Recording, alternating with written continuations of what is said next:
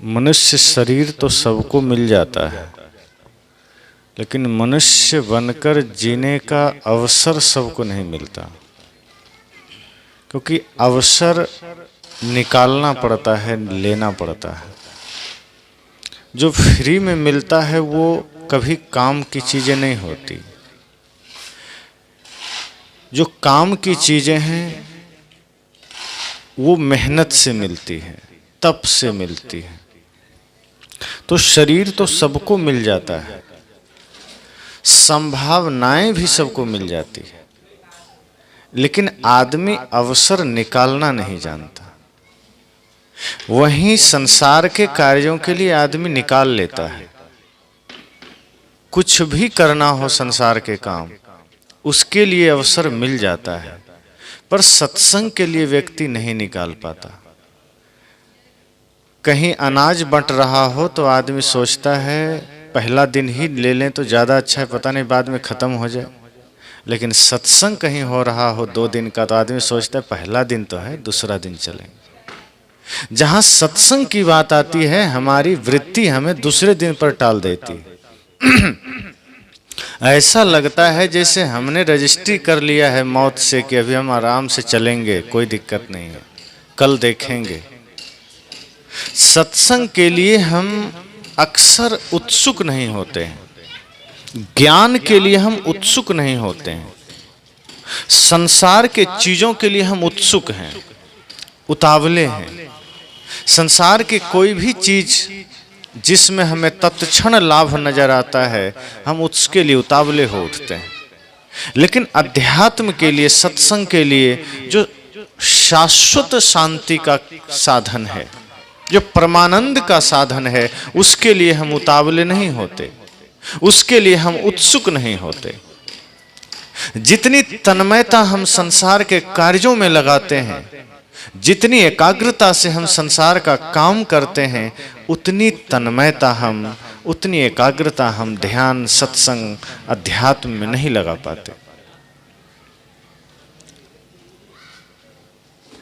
और ये ऐसा मार्ग है जहाँ तन्मयता पूर्वक न लगने से कोई लाभ नहीं मिलता है, कोई विशेष इसका परिणाम जीवन में नहीं आता है।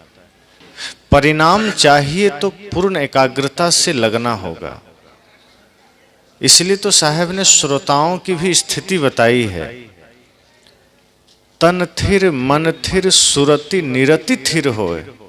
वे कहते हैं श्रोता होना भी साधारण बात नहीं है। बोलना तो साधारण है, कोई भी बोल सकता है, पर श्रोता होना, सुनना, ये असाधारण काम है।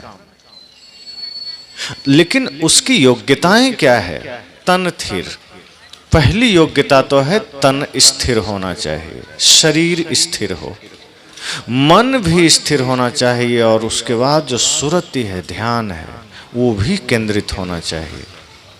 जब ये सब कुछ एक स्थिर अवस्था में हो जाता है, तब सदगुरु कहते हैं फिर वो सच्चा श्रोता है। तो सत्संग मिलता है, शास्त्र उपलब्ध हैं, महापुरुषों के आदर्श उपलब्ध हैं, फिर भी आदमी की नजर बाजार में अखबार और सरसलील पर जाता है। मोबाइल में भजन उपलब्ध है, प्रवचन उपलब्ध है, फिर भी आदमी मोबाइल खोलता है तो समाचार पर और गानों पर ही नजर जाती है। वो कोशिश कम करता है कि हम इन चीजों में जाएं। कभी कभार मौका मिला तो सत्संग के तरफ ध्यान गया।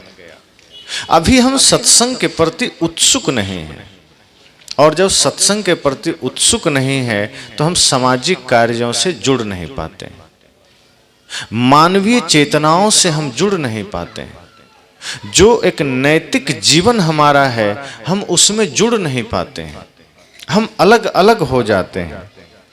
और जब हम अलग अलग चलते हैं तो उसका हमें फिर जीवन का लाभ नहीं मिलता। अक्सर आप सुनते हैं कि व्यक्ति जो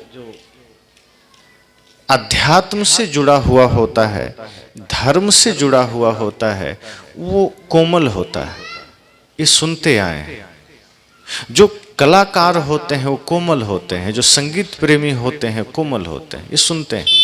लेकिन आज इस वर्तमान समय में वो कोमलता पता नहीं चलती।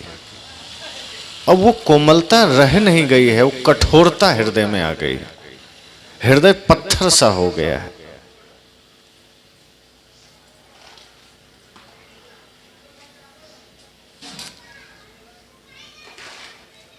हृदय की कोमलता चली गई। सेवा, भक्ति, साधना, उपासना, अब इसकी बात नहीं होती। अब चार आदमी जब मिलते भी हैं तो इन चीज़ों पर ध्यान नहीं देते, वो बाहर की बातें करते हैं, राजनीतिक बातें करेंगे, घर परिवार की बातें करेंगे। पहले लोग मिलते थे, बैठते थे, ज्ञान चर्चा करते थे, आपस में मिल करके सत्संग की बात करते थे, इस प्रकृति के साथ जुड़ करके जीने की बात करते थे। आज व्यक्ति का जीवन अप्राकृतिक होता जा रहा है। आज व्यक्ति प्रकृति में नहीं जीता है, अब तो व्यक्ति विकृति में जीता है। पशु आज भी प्रकृति में जी रहा है। आदमी को तो संस्कृति में जीना था, वो प्रकृति में ही नहीं जी रहा है, विकृति में जी रहा है। तो आज हम जगत को अलग ही तरीके से देख रहे हैं। आज हर चीज में लाभ के सिवा हमें कुछ नजर नहीं आता। तात्कालिक लाभ, लंबे समय के लिए हमें लाभ मिल सके ऐसी कोई योजना हम नहीं बना पाते। संसार की वस्तुओं में लंबा लाभ नहीं है, तत्क्षण तत्कालिक लाभ है। अगर लंबे समय तक लाभ लेना है तो अपनी सेवा देनी पड़ेगी। हम प्रकृति से सब कुछ ले लेते हैं, हम देते कुछ नहीं है। आदमी बल्कि शिकायत करता है कि हमें तो कुछ नहीं मिला, भगवान ने हमें कुछ नहीं दिया, भगवान ने हमें सब गरीब बना दिया, भिखारी बना दिया, हम बड़े अभागे हैं, हम बड़े दुर्भाग्यशाली हैं, भगवान ने कुछ नहीं दिया। और ये वही लोग हैं जो जीवन के प्रति बेहोश हैं, वो ये शब्द कहते हैं कि हमें कुछ नहीं मिला। अब सोचिए, श्वास हम ले रहे हैं, अगर इस श्वास लेने के भी कीमत चुकाने पड़ जाएं तो सोचिए क्या होगा। जो लोग बीमार होकर अस्पताल जाते हैं, वेंटिलेटर पर रहते हैं, उनको ऑक्सीजन के लिए भी पैसे चुकाने पड़ते हैं। हम स्वस्थ हैं, घूम रहे हैं, कहीं कोई पैसा नहीं चुकाना पड़ रहा है।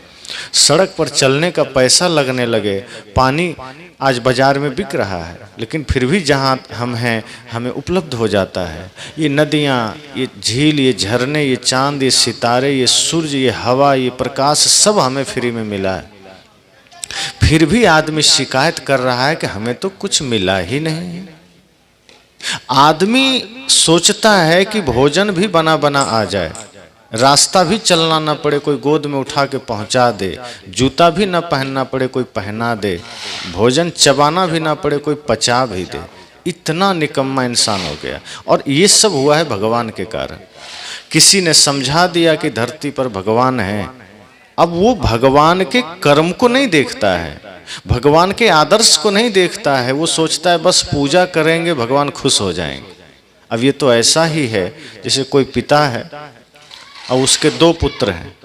एक पुत्र पिता की आज्ञा मानता है और एक है बहुत लंपट, लेकिन वो रोज पिता के फोटो पर अगरबत्ती घुमाता है। अब पिता किससे खुश होंगे? लंपट से। अगरबत्ती तो घुमा रहा है, वो बेलपत्र भी चढ़ा रहा है, लेकिन पिता की आज्ञा का पालन नहीं कर रहा है, पिता की इज्जत का मान नहीं रख रहा है, पिता की मर्यादा का ख्याल नहीं रख रहा है, पिता के बताए रास्ते पर चल नहीं रहा है। अगरबत्ती और फूल जरूर भेंट कर रहा है। पिता निश्चय ही उससे खुश होंगे जो आज्ञाकारी है, लेकिन आदमी आज वही भगवान के साथ कर रहा है। वो सोचता है भगवान को हम अगरबत्ती घुमा देंगे तो खुश हो जाएंगे। वो जैसे खुद लालची है, भगवान को भी लालची समझता है कि घूस से खुश हो जाएंगे, हमारे पॉलिश लगाने से भगवान खुश हो जाएंगे। आप देखिए, जब चोर चोरी करने कहीं जाता है तो चोरी करने से पहले मंदिर जाता है, 1 किलो 2 किलो लड्डू चढ़ाता है, भगवान से कहता है प्रभु 1 किलो लड्डू चढ़ा रहे हैं, कृपा करना आज हमको बढ़िया माल मिल जाए किसी घर में। अब उसको ये लग रहा है कि हम भगवान को लड्डू चढ़ा दिए तो भगवान हम पर कृपा करेंगे। शर्म भी नहीं आती कि हम चोरी करने जा रहे हैं और भगवान हमको चोरी में सहायता करेंगे। अब जिस घर में चोरी करने जा रहा है उस घर का आदमी भी मंदिर जाता है, वो भी जाके लड्डू चढ़ा के आता है, प्रभु कृपा करना हमारे घर में कभी डाका ना पड़े। अब लड्डू वो भी चढ़ाया है, चोर भी चढ़ाया है, भगवान तो संकट में आ गए कि अब सुने किसकी।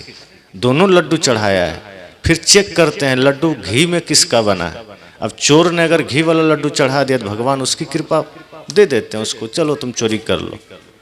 तो आदमी चोर भी भगवान को अपने अनुसार समझ लेता है कि जैसे हम घूस से काम कर लेते हैं तो भगवान हम पर वैसी ही कृपा कर देंगे। हम चोरी भी करेंगे तो हमारे सहायक बन जाएंगे, हम हिंसा भी करेंगे तो भगवान सहायक बन जाएंगे, हम पाप भी करेंगे तो भगवान सहायक बन जाएंगे। भगवान हमारे पाप कर्मों के सहायक नहीं हैं, वो नाशक हैं, विनाशक हैं, पाप विनाशक। अगर हम इस भाव से चल रहे हैं, इस भाव से आगे बढ़ रहे हैं, तो इसका मतलब है कि हम बेहोश हैं, हम जिंदगी के प्रति सजग नहीं हैं, जागृत नहीं हैं। हम सिर्फ जगत को लाभ की दृष्टि से देखते हैं, भगवान को लाभ की दृष्टि से देखते हैं, मंदिर को लाभ की दृष्टि से देखते हैं। लोग मंदिर जाते हैं, प्रार्थना करते हैं, वो प्रार्थना प्राणों से थोड़े करते हैं, वो प्रार्थना सिर्फ शब्दों से होती है, ओम जय जगदीश हरे, और माइंड में चलते रहता है घर में धन लक्ष्मी बढ़े, इससे ज्यादा कुछ नहीं सोचता। वो भगवान के लिए जाता ही नहीं है, वो भगवान के प्रति भाव ही नहीं होता। साहब ने कहा है ना, दुख में सुमिरन सब करे, सुख में करे न कोई। जो सुख में सुमिरन करे तो दुख काहे को हो। जब आदमी के जीवन में दुख या विपत्ति आती है तो गुरु भगवान मंदिर की याद आती है।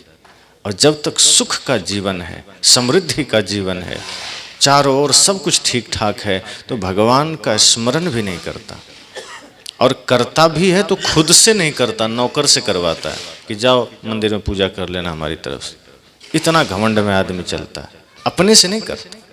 संसार का सारा काम खुद करता है, पर पूजा पाठ की भी बात आती है तो नौकर से करवाता है। तो जीवन के प्रति हम इतने बेहोश हैं, इतनी मूर्छा में हैं कि हम हर चीज को हम लाभ की दृष्टि से करते हैं, जागृत होकर नहीं करते हैं। न ध्यान हम उस भाव से करते हैं, न पूजा करते हैं, न मंदिर उस भाव से जाते हैं। और इन कारणों से जीवन में कभी कोई जागृति नहीं आती, हम जागते नहीं हैं। माता रानी का जागरण खूब चलता है, लेकिन हमारा जीवन जाग नहीं पाता, हम खुद ही नहीं जाग पाते, हम सोए होते हैं और जागरण बाहर करते हैं। बाहर का जागरण किसी काम का नहीं है, वो तो और दूसरों की नींद खराब करने वाला है। और अपना जो मोह नींद में सोए हैं, जब ये ज्ञान से हम जागृत हो जाएं, असली जागरण है। इसलिए मैंने कहा कि ये जो जीवन है, सबको एक अवसर मिला है, लेकिन बहुत कम लोग हैं जो सत्संग को जीवन में अवसर के रूप में लेते हैं कि जीवन थोड़ा है, ये सत्संग, ये ज्ञान, ये संदेश, भगवान, ये आदर्श हमें जीवन में जोड़ना है। हम महापुरुषों के आदर्शों को अपना आदर्श नहीं बनाते। हम सोचते हैं अगरबत्तियाँ घुमाएंगे काम हो जाएगा, हम सोचते हैं जल चढ़ा देंगे काम हो जाएगा। 1 महीना बोले बम, 11 महीना तोले कम, ये वाला भाव आदमी का रहता है कि सावन के 1 महीना हम बोलबम अगर चले गए भगवान शिव की नगरी, 11 महीना कितना भी पाप करेंगे सब ठीक ठाक है, कोई बात नहीं। पहले कहावत सुनते थे ना, राम नाम लड्डू, गोपाल नाम घी, हरि नाम मिश्री, घोल घोल पी।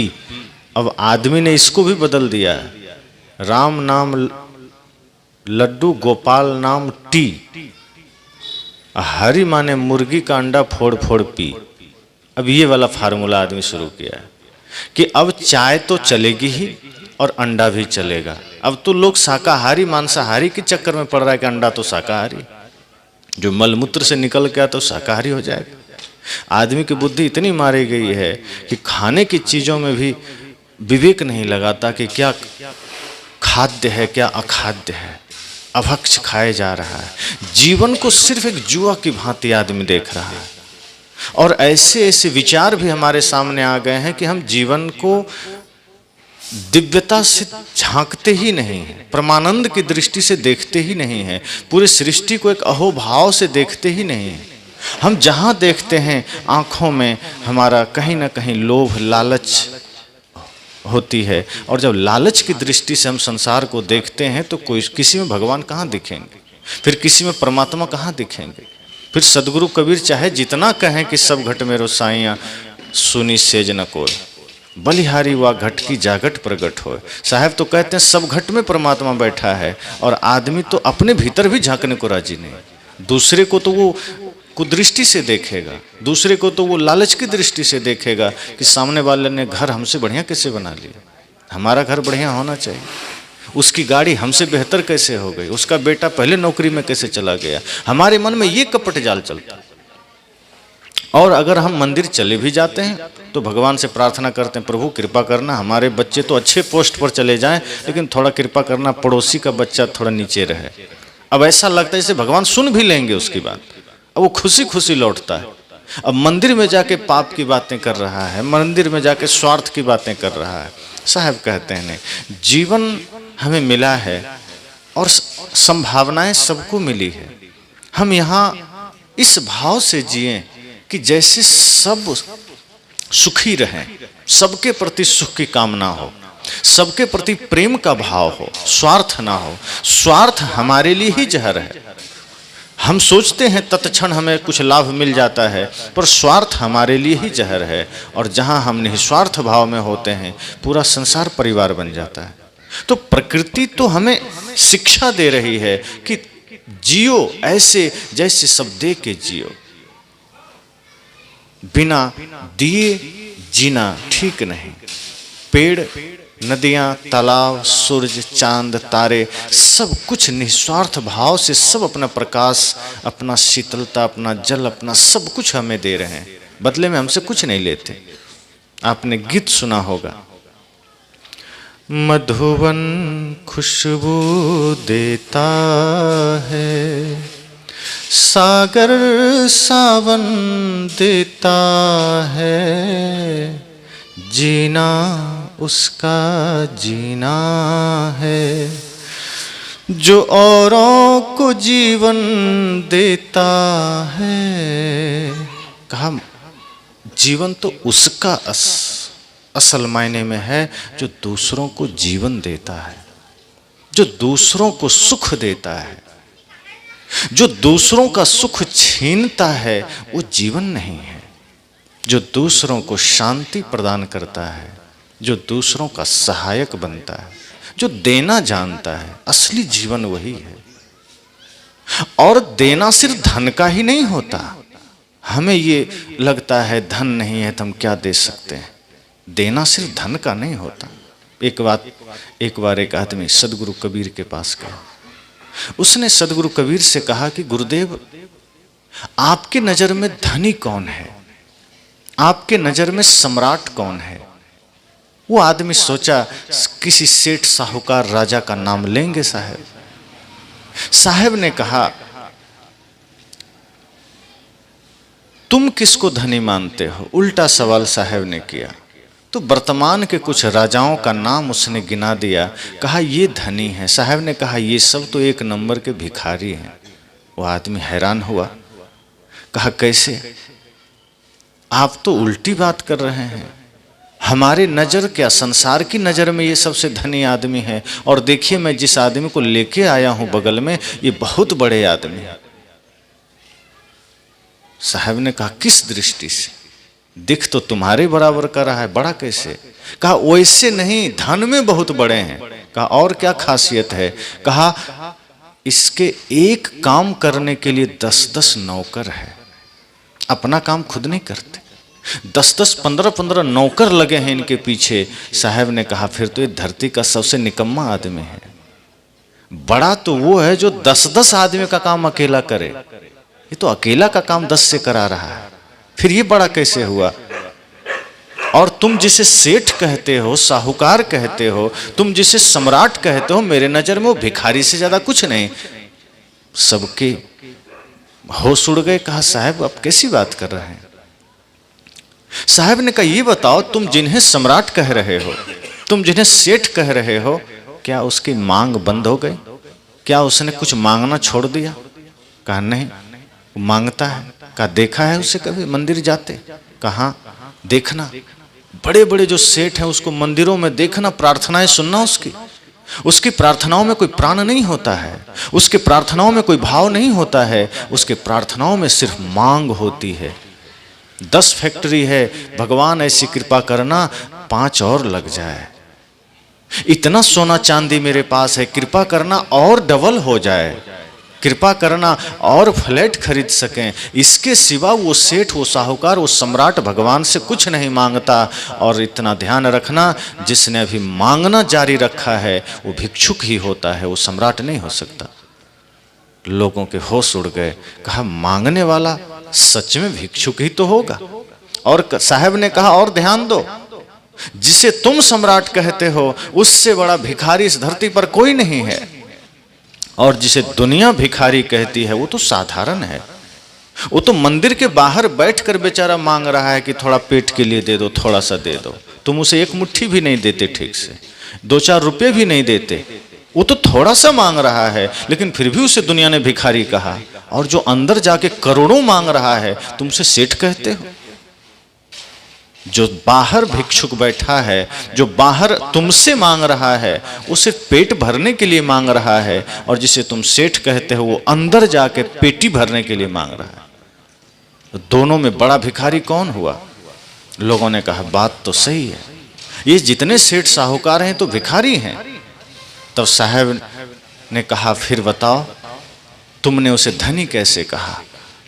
वो धनी नहीं है, वो बड़े गरीब लोग हैं। तो लोगों ने कहा फिर आपके नजर में सम्राट कौन है, आप ही बताइए। तब साहब ने कहा चाह गई चिंता मिटी, मनुआ बेपरवाह, जिनको कुछ नहीं चाहिए वो ही शाहंशाह। साहब ने कहा जिसकी चाह मिट गई, जो निश्चिंत हो गया, चिंता जिसकी मिट गई और जिसको कुछ भी नहीं चाहिए, मेरी नजर में वही सम्राट है। जिसने बल्कि देना जान लिया है, जो देना सीख गया है, जिसका नाम देने वालों की लिस्ट में आ गया है, वाकई वही सम्राट है। तब उस आदमी ने कहा गुरुदेव फिर तो हम सम्राट नहीं बन सकते।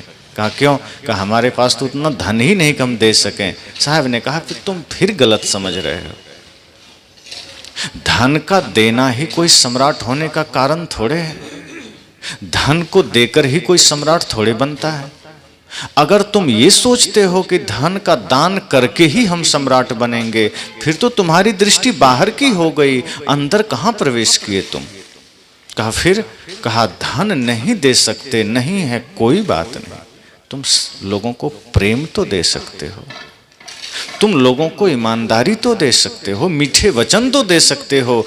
साहब ने कहा धन तो कोई भी दे देता है, धन देना सरल है पर मीठे वचन देना कठिन है, प्रेम देना कठिन है। एक संत एक दरवाजे से गुजर रहे थे, घर में आवाज दिया कुछ भिक्षा दे दो। घर में कोई नहीं था, एक छोटी सी बच्ची थी 10 वर्ष की, वो बाहर निकली। उसने कहा गुरुदेव हमारे घर में तो कुछ भी नहीं है, हम क्या दे सकते हैं? संत ने कहा मना मत करो, हम तुम्हारे द्वार पर आए हैं, खाली हाथ मत जाने दो, कुछ तो दे दो। उस बच्ची ने कहा हम सच कह रहे हैं, माँ बाप कहीं बाहर गए हैं, माता पिता कहीं बाहर गए हैं, हम अकेले हैं, कुछ भी नहीं है मेरे पास। संत ने कहा तुम्हारे दरवाजे पर एक मिट्टी का टुकड़ा पड़ा है, वही उठा के मेरी झोली में डाल दो। तो संत के साथ जो उनका शिष्य था उसे लगा गुरुजी पागल तो नहीं हो, अन्य जगह अन्न मांगते थे, यहाँ मिट्टी का टुकड़ा मांग रहे हैं। अपनी कुटिया तो मिट्टी के ही बीच बसा हुआ है, कहाँ मिट्टी नहीं है, बहुत मिट्टी है, क्यों मांग रहे हैं? वो आश्चर्य में देख रहा है। और वो बच्ची मिट्टी का टुकड़ा उठाया, गुरुजी के पात्र में डाल दिया, चलने लगे। शिष्य ने कहा गुरुजी आप ठीक तो हैं? कहाँ क्यों, क्या हुआ?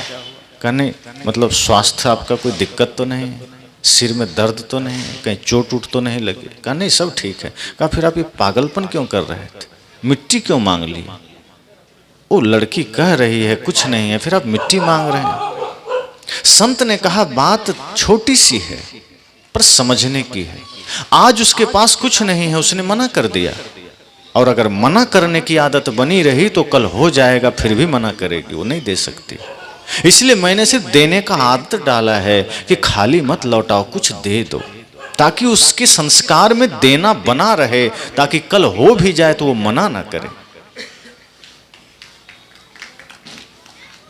इसलिए साहब ने कहा सिर्फ धन का ही देना नहीं होता, प्रेम भी तो दे सकते हैं, किसी की हाथों से सेवा भी तो कर सकते हैं, शरीर से समाज की सेवा भी तो कर सकते हैं। साहब ने कहा जिसने देना जान लिया है वही सम्राट है।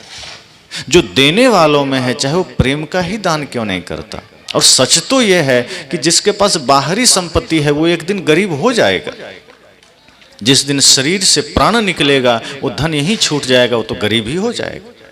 लेकिन जिसने भक्ति प्रेम सत्य अहिंसा की दौलत कमाई है वो कभी गरीब नहीं होगा, वो तो सदा अमीर रहेगा। बाहर की दौलत तो कभी भी साथ छोड़ सकती है, क्योंकि उसका संबंध शरीर से है और शरीर ही अस्थाई है। बाहर की सारी दौलत हमारे शरीर से संबंधित है और शरीर ही नश्वर है, तो वो दौलत हमारे साथ कब तक दे सकती है। लेकिन जिसने जीवन में प्रेम का धन कमाया है, सत्य का धन कमाया है, भक्ति का धन कमाया है, वो कभी गरीब नहीं हो सकता। एक आदमी रुपए का बंडल लेके गुरुजी के पास गया, कहा गुरुजी ये रख लीजिए, मैं बड़ा गरीब आदमी हूँ, ये रख लीजिए। गुरुजी ने कहा ले जाओ, इसकी जरूरत नहीं है। उसने कहा नहीं नहीं, मेरे पास कुछ नहीं है इसके सिवा, मैं बहुत गरीब आदमी हूँ, आप रख लीजिए। उनके शिष्य ने सोचा ये आदमी रुपए का बंडल दे रहा है, करोड़ों रुपया होगा, कहता है मैं बड़ा गरीब आदमी, ये कैसी बात है।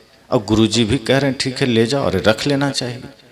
शिष्य तो पूर्ण होते नहीं है, कहीं कहीं लालच तो आ ही जाती। तो वो आदमी वहीं रुपया छोड़ के चला गया।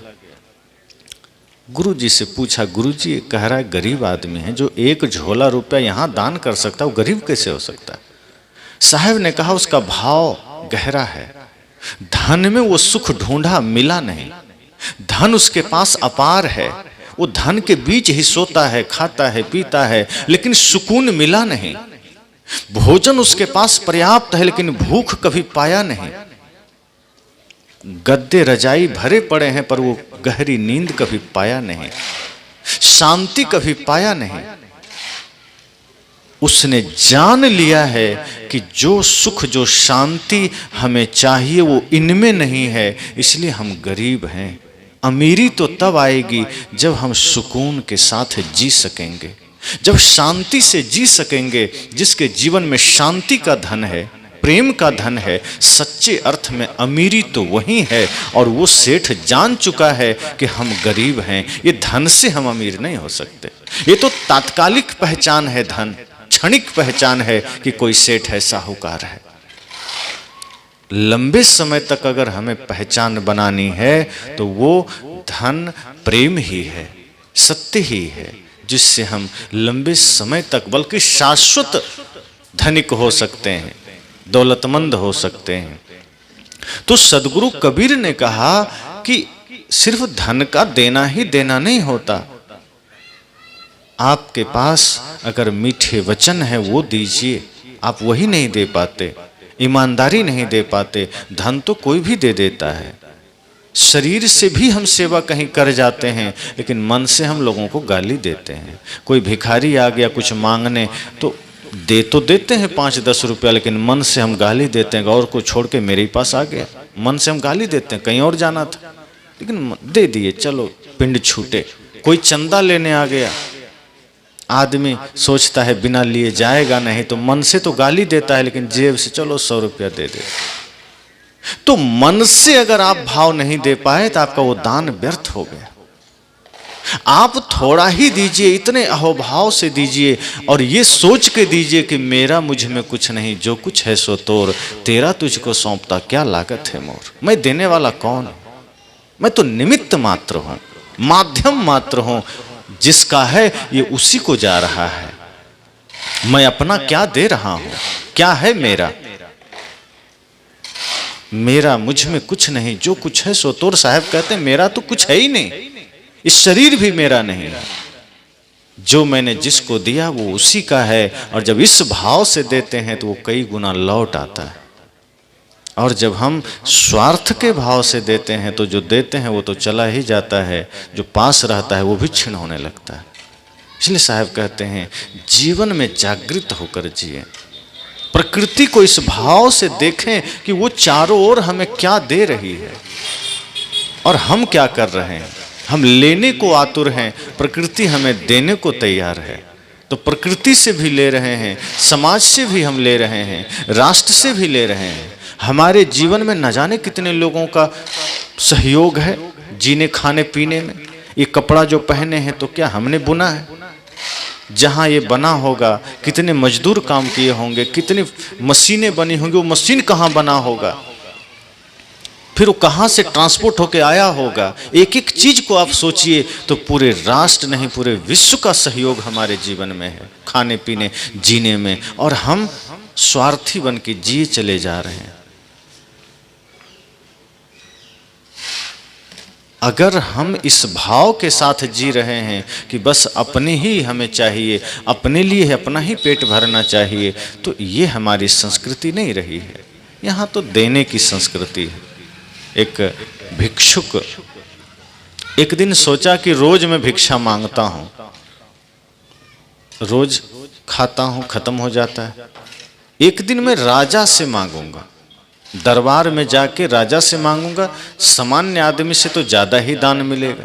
भिक्षुक मन में गणित लगा रहा था कि अगर मैं राज दरबार में चला गया तो वहां जो भिक्षा मुझे मिलेगी मैं अनंत मतलब समय तक सुखी हो जाऊंगा, पूरे श्वास रहते जब तक मेरा जीवन है मैं सुखी हो जाऊंगा। वही भाव लेकर वो निकला। फिर सोचा अगर मैं ऐसे ही चला गया खाली तो कोई नहीं देगा। तो आप देखते होंगे भिक्षुक लोग जब घर से निकलते हैं तो अपने पात्र में पहले ही कुछ डाल लेता है ताकि देख के लोग देता है। जब पात्र खाली हो तो कोई नहीं देता।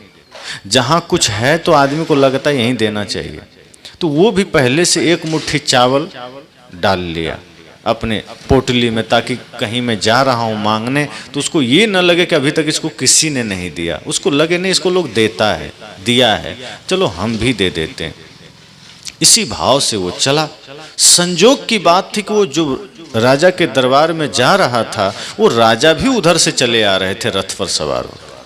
अब राजा से ही दान लेना था और राजा ही चले आ रहे हैं। दूर से देखता है राजा की सवारी चली आ रही है, ये तो सोचता है लगता है मेरे सपने पूरे होने के दिन आ गए, मैं तो दरबार जाना चाहता था, राजा खुद मेरे सामने चला आ रहा। आज तो बड़ा बढ़िया अवसर है, मैं झोली फैला के मांग लूंगा बहुत कुछ, और जब मिल जाएगा तो फिर वो सपने देखने लगा कि अगर राजा ने मुझे बहुत ज़्यादा धन दे दिया तो क्या करूँगा। तो सबसे पहले घर बनाऊँगा, वो सपने देख रहा है। उसके बाद गाड़ी रथ खरीदूंगा, उसके बाद बढ़िया सोने चांदी इकट्ठा करूंगा, बढ़िया रेशमी वस्त्र खरीदूंगा। तब तक देखता है राजा की सवारी और निकट आ गई। अब सोचता है अब सपने देखना छोड़ना पड़ेगा, अब जल्दी जाना पड़ेगा, नहीं तो पता चला राजा की सवारी निकल जाएगी। वो पोटली लिए आगे बढ़ा और रुका। राजा की सवारी भी, रथ भी आके रुक गया। संजोग की बात थी राजा भी उतर गया और ये भी अब उतर के अपना पोटली आगे फैलाना ही चाहता था कि राजा ने पहले ही अपना आंचल ऐसे कर दिया कि मुझे कुछ दे दो। भिक्षुक का तो दिमाग ही काम नहीं किया कि राजा है कि भिखारी है, मैं कुछ मांगने आया था, ये मुझसे ही मांग रहा है, ये कितना बड़ा भिखारी है। आज तक हमसे किसी ने नहीं मांगा, मैं तो खुद भिखारी, मैं तो दूसरों से मांगता हूँ, ये राजा कहीं पागल तो नहीं हो गया, मुझसे ही मांग रहा है। अब वो बार बार देख रहा है राजा है, कोई दूसरा तो नहीं। देखता है मुकुट वही है, रथ है, सैनिक है, कहा राजा तो है, तो क्या ये दरिद्र हो गया, क्या इसका राज्य बर्बाद हो गया। और राजा कह रहा है कुछ दे दो। अब ये आदमी सोचा बड़ा संकट हो गया, मैं तो राजा से मांगने आया था, मैं तो सोचा था मैं आज तृप्त हो जाऊंगा, मैं आज कृतार्थ हो जाऊंगा, और राजा मुझसे मांग रहा है और राजा कह रहा है कुछ तो दे दो। अब ये सोचा लगता है मुझसे बड़ा भिखारी खुद यही है, चलो दे देते हैं। लेकिन आज तक उसने कभी दिया नहीं था, पहली दफा उसे देने की नौबत आई थी। आज तक सिर्फ उसने मांगा ही मांगा था, दिया कभी नहीं था। इसलिए पोटली में हाथ डाला तो हाथ कांप रहे थे, पसीना से भीग गया था, क्योंकि कभी निकाल के दिया नहीं था, लेके डाला बस था। और राजा भी अड़ा हुआ है, वो भी जिद पर है कि दो, बिना दिए मैं हटूंगा, बिना लिए मैं साइड नहीं होऊंगा। भिखारी कहा लगता है इससे बात नहीं बनेगी, मेरे सारे सपने टूट गए, तो मेरा रखा हुआ अनाज भी मांग रहा है, अब मुझे दूसरे के घर ही मांगना पड़ेगा, अच्छा हो थोड़ा सा दे के साइड हो जाऊं। लेकिन हाथ डाला, चावल पकड़ा तो मुट्ठी धीरे धीरे ढीली हो रही है। वो सोच रहा है मैं कैसे दे दूं, कभी देना जाना ही नहीं था, कभी दिया ही नहीं था, लिया ही लिया था, मुट्ठी ढीली हो रही है, चावल गिरते चले जा रहे हैं। बाहर आते आते हाथ निकालते निकालते सारे चावल गिर गए, सिर्फ 5 दाना बचा था। बड़े गौर से देखता है, आंखों में आंसू है, चावल से कह रहा है क्षमा करना, अब हम तुम्हें दूसरे को दे रहे हैं, हाँ आज तक तो हमारे साथ थे, क्षमा करना। और आंख बंद करके राजा के पोटली में दिया और घूम गया, और चिंतित है कि मेरा 5 दाना चावल चला गया। बड़ा दुख, दिया ही नहीं था कभी, लिया ही लिया था, इसलिए 5 दाने चावल में भी उसको पीड़ा हो रही है। अब वो बड़ी चिंता में व्यग्र होकर के बाहर भीतर बाईं ओर मुड़ा और अपने घर की ओर चला, दौड़ते हुए घर गया, पोटली बाहर रखा, खाट पर लेट गया जैसे कोई बुखार आ गया हो। पत्नी ने कहा राजा से मांगा है, क्या दिया राजा ने? कहा पूछो मत, सब बर्बाद हो गया, हम तो लुट गए, मिला कुछ नहीं, जो था उसमें से भी राजा को देना पड़ गया। क्या राजा है कि भिखारी? पत्नी ने कहा तब पोटली कहाँ दिया, तुम जो घर से अनाज लेके गया था वो कहा, अरे उसमें से भी 5 दाना चला गया, बड़ा दुख हो रहा है, बड़ी मुश्किल से मांगे थे। पत्नी ने कहा चलो ठीक है, तुम जो पोटली वापस लाए हो इसको हम वापस चावल रख लेते हैं, अब तैयारी करो कहीं और मांगने की। पर संजोग है पोटली खोला तो उसमें चावल के दाने, 5 बड़े बड़े दाने सोने के उसमें पड़े थे, 5 बड़े बड़े सोने के दाने। पत्नी कहती झूठ बोलते हो हमसे, राजा से तुम सोना मांग के लाए हो, हम गहना न बनवा लें तुम झूठ बोलते हो। भिखारी ने कहा क्यों दिमाग खराब करते हो, 5 दाना चला गया है, मैं ऐसे ही टेंशन में हूँ, तुम मुझे सोने की बात करते हो, अरे चावल चला गया तुम सोने। कहा देखो तो इस तुम्हारे पोटली में 5 चावल जैसा ही दाना है, लेकिन सोने का है और बड़ा बड़ा है। भिखारी देखता है, उसकी आंखें फटी की फटी रह गई। कहा ये हुआ कैसे? तब उसे ध्यान आया, हमने जो 5 दाना उसको दिया था वही, उसको ध्यान आया किसी संत ने कहा था जब हम दान करते हैं तो लौट के आता है। अब उसको ध्यान आया कि हमने 5 दाना दिया है, कहीं वही तो लौट के नहीं मुझे सोने के रूप में मिला है। अब वो रोने लगा, अब सिर पटक पटक के रोने लगा। पत्नी ने कहा अब क्या, अब तो खुश हो जाओ। कहा दुर्भाग्य है मेरा, मैंने पूरा पोटली क्यों नहीं दे दिया राजा को, मुझे तो पूरा चावल ही दे देना था। कहा जब तुम्हें ध्यान नहीं था तो 5 दाना भी देने में बुखार आ रहा था, और जब अब तुम्हें सोना दिख गया तो पूरी पोटली की बात करते हो। तुम तो दान में भी स्वार्थ देखते हो, तुम तो किसी को कुछ देते हो तो भी स्वार्थ देखते हो। और स्वार्थ हो सकता है ये कहानी में उसका दान से सोना मिल गया हो, लेकिन स्वार्थ से दिया गया अपने बेटे को भी जो सेवा हम देते हैं उसका बदले में कुछ नहीं मिलता।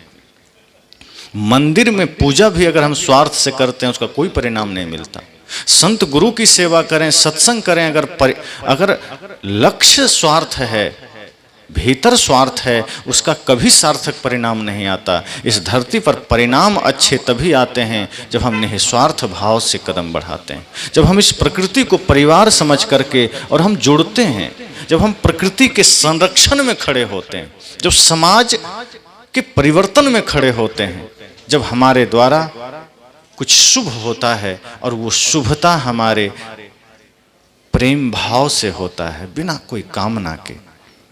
कोई भिक्षुक हो, कोई जरूरतमंद हो, कोई लाचार हो, कोई असहाय हो, उसकी सेवा हम जब करें, उसकी सहायता करें, कामना रत्ती भर भी नहीं हो, इस भाव से करें कि बस मैं एक निमित्त हूँ, मुझे एक अवसर मिला है कुछ देने का, कुछ सेवा करने का।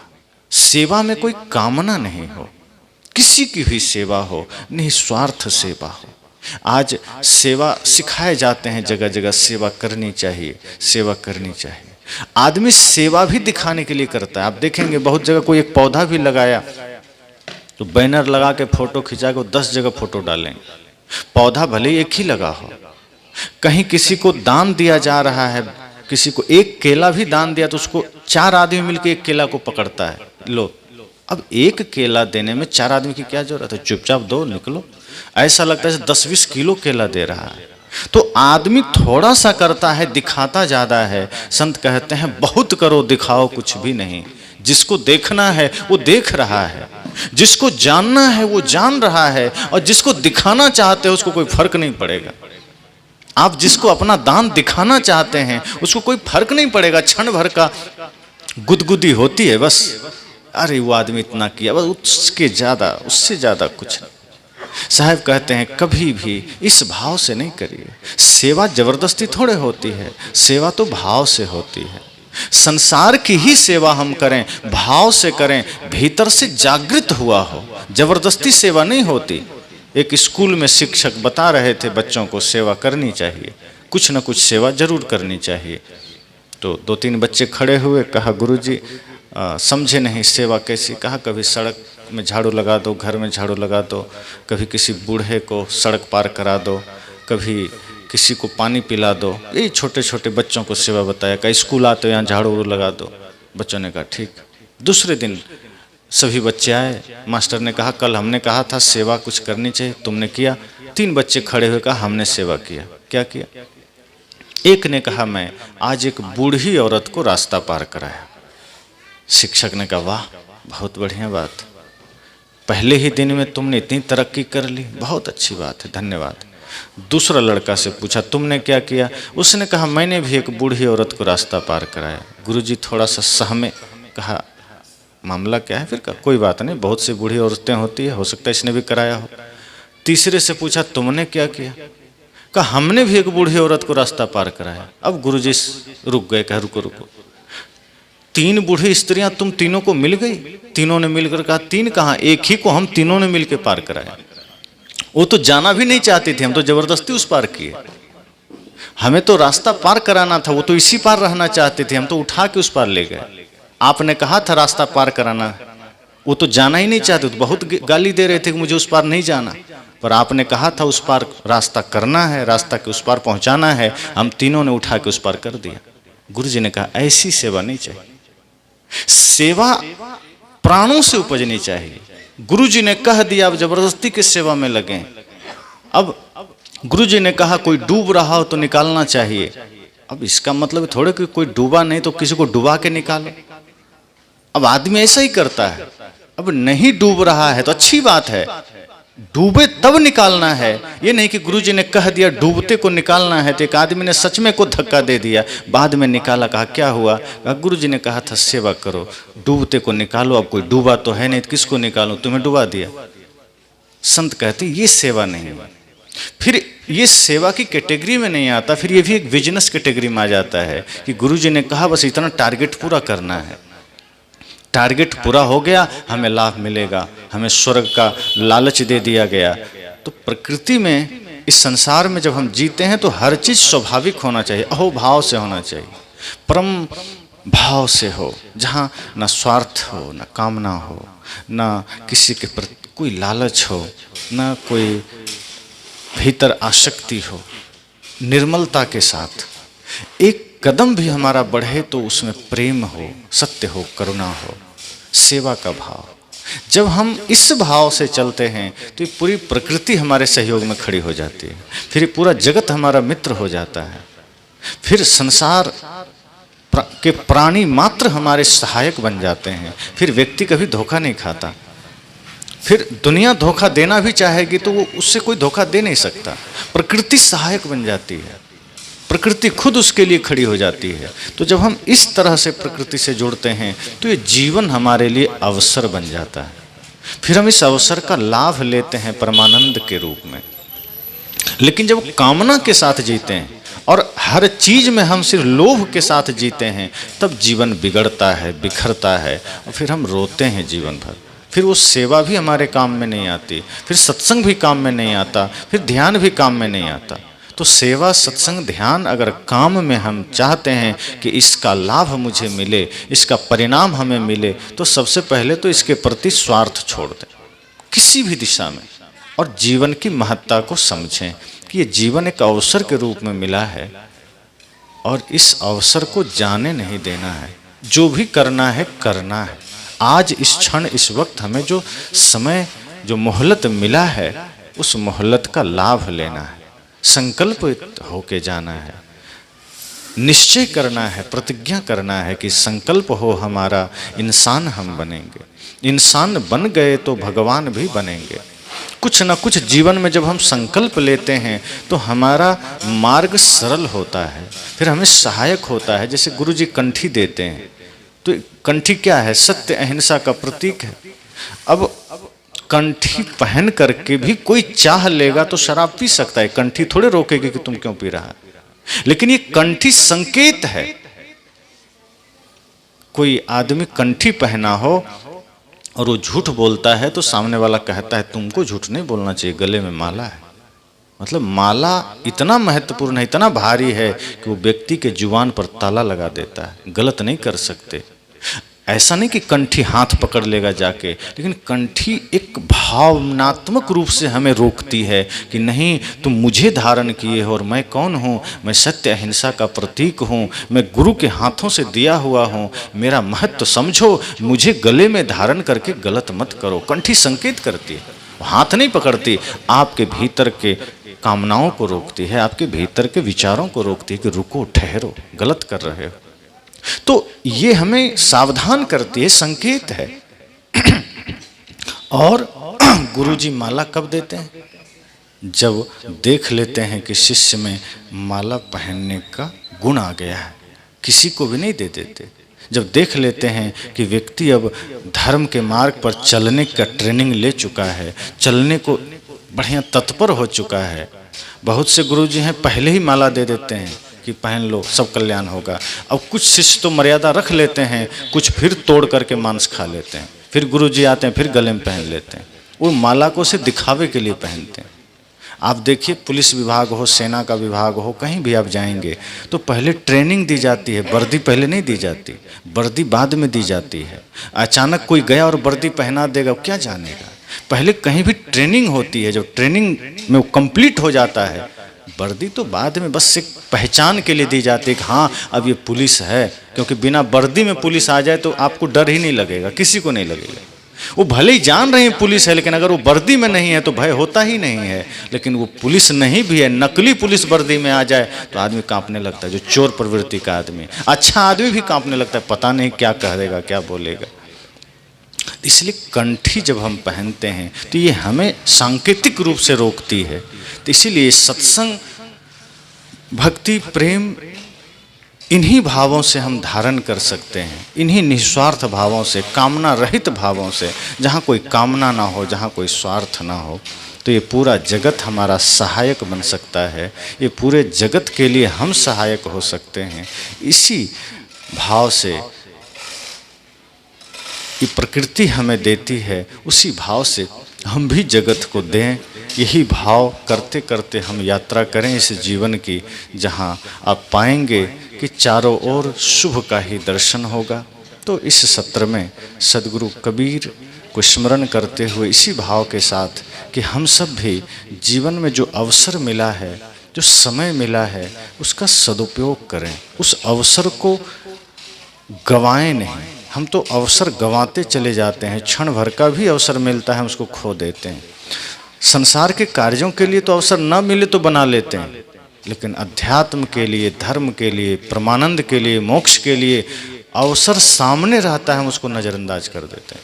संसार के लिए अध्यात्म को ठुकराना नहीं है, अध्यात्म कोई बोझ नहीं है, ये तो जीवन दर्शन है, ये तो स्थिति है। बाहर की चीज़ों को धारण करने के लिए कुछ हो सकता है खाली करना पड़ेगा। जैसे मोबाइल में आप कुछ भरते जाएं तो मोबाइल की मेमोरी फुल हो जाती है, दूसरा चीज़ भरने के लिए मिटाना पड़ेगा।